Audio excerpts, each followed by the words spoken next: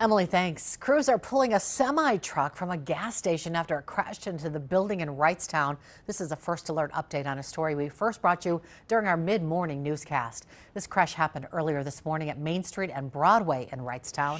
As Kristen Allen tells us, even with visible damage, no one was seriously hurt. The crash happened at the Shell gas station here behind me earlier this morning. You can see that semi still stuck in the building. No customers were inside at the time, just one employee, both the worker and the driver surviving the terrifying crash.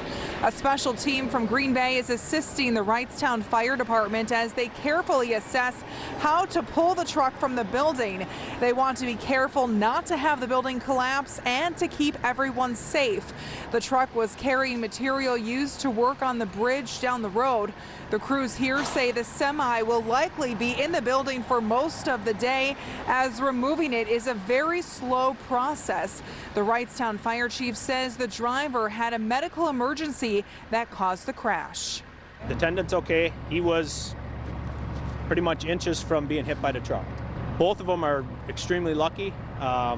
One with the debris or the material on the truck being pushed ahead, the truck itself having the cab caved in, and then the driver, pretty much the seat of a chair is the distance that was between him and the truck and the front counter.